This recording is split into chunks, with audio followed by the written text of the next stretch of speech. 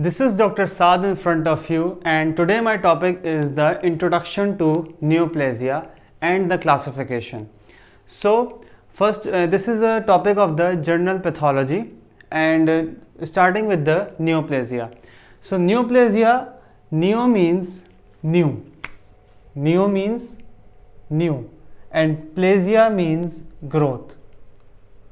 So, neoplasia is the new growth, but we will be defining furthermore that which type of new growth. It is an uncontrolled abnormal growth of the cells or tissues in our body.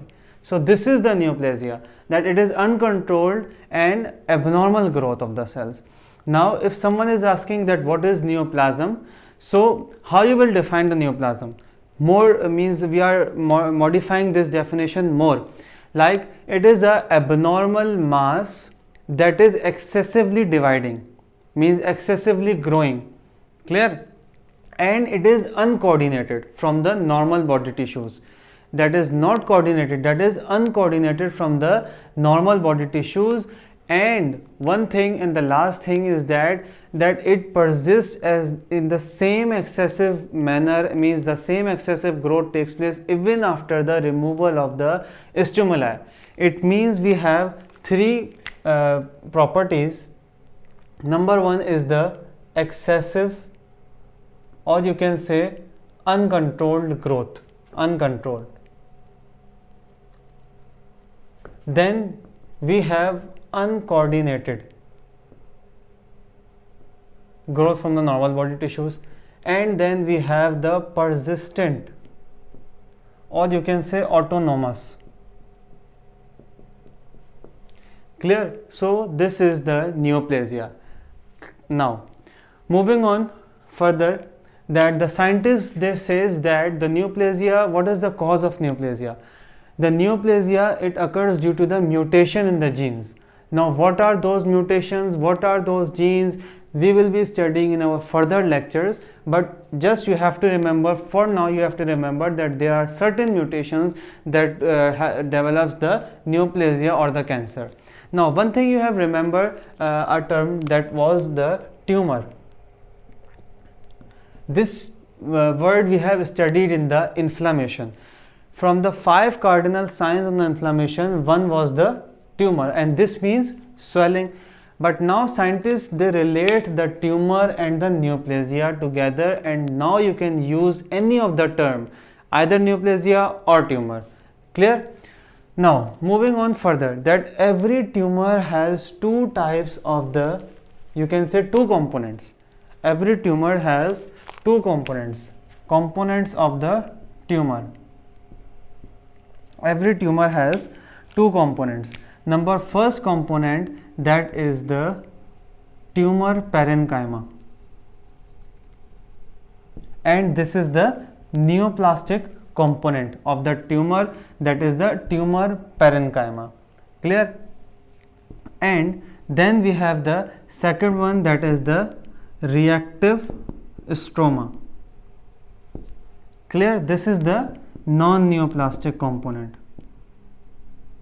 and this one is the neoplastic component. Now remember one thing, this tumor parenchyma, this helps in the classification.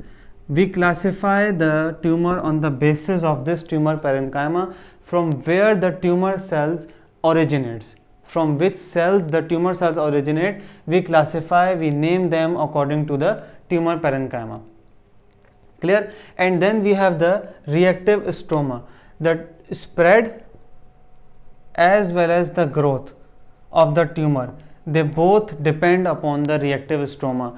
This reactive stroma includes the blood vessels, the nerves, connective tissue. So this is the reactive stroma. Clear? These are the components of the two components of the tumors. Now we are moving on towards the classification of tumor. What is the classification of the tumor? Number one, we have divided the tumors into 3 classes. Number one is the benign tumors. Number second are the malignant tumors. and number third are the mixed tumors. Clear? Here in this lecture we will be discussing a brief introduction about this benign and malignant tumors and the mixed tumors, because we will be further, as we will be moving in this chapter, we will be studying different terminologies, and regarding that terminologies, after studying those, we will be then comparing the malignant and the benign. But here I am just giving you a review of, or you can say brief introduction about the benign and the malignant. Moving on with the benign tumors. Benign tumors basically are localized tumor. They remain at a single site. They do not move towards the distant sites by the lymphatic vessels. Why? Because they do not invade. Clear? So this is metastasis. This is called as the metastasis, that they do not carry out metastasis. Means if they are not moving to the distant sites, it means that they do not metastasize. Clear? So they are the benign, and these benign, as they are localized at a single site, they remain at a single site, they can also be surgically removed. Clear? And this is the reason, that's why their prognosis is good. The benign tumors, their prognosis is good. Moving on to the malignant tumors, they are also called as the cancers, and they are also dangerous tumors because they are not localized, they invade, they metastasize. Metastasize means that they move towards the distant sites. For example, a tumor of one organ can move towards another organ through the lymphatic vessels. Clear? So these are malignant tumors, they are very dangerous tumors, and what happens that in their initial stages they can be treated, maybe they may be treated, but in the later stages they are not treated, and that's why their prognosis is also bad. People may survive for few years, few months. Clear? So these are the malignant tumors. Then we have the mixed tumors. Mixed tumors, they are basically those tumors that have the two or more different types of the cell or tissue in them. For example, if there is a tumor here, for example, this is a normal cell here, and from here the tumor cell arises and they divide and multiply and form a whole mass like this. Here you can see there are single type of the cells, means all cells they resemble with each other. For example, these are the cells of the bone, they resemble each other, they are all the bone cells. Now what happens in the mixed tumors? For suppose this is a cell and this is a mass that is formed, here are certain cells. Clear? And here are another type of the cells. Now you can see two types of the cells, one are the black one, one are the red one. So these are the mixed tumors, those tumors that consist of the two or more different types of the cell arising from a single clone. Now for suppose this is a muscle cells and this is bone cell. Now it will be a great complication in this. Clear? Now just giving an example of this mixed tumor, that is the pleomorphic adenoma. What is pleomorphic adenoma?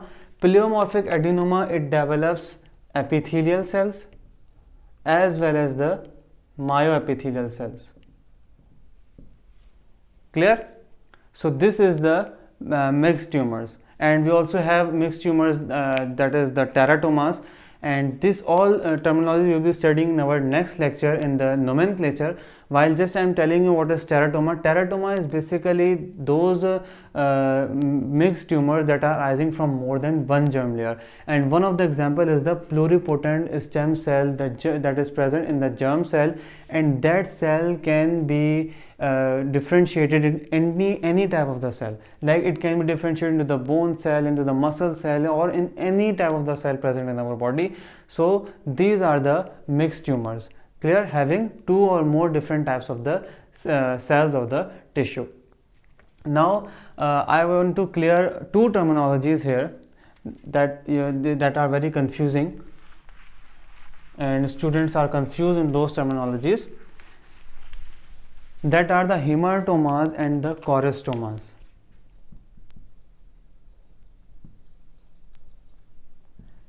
First of all, I would be discussing the hematomas. What are hematomas? Very easy. Just in a single line, I will be telling you the definition of this.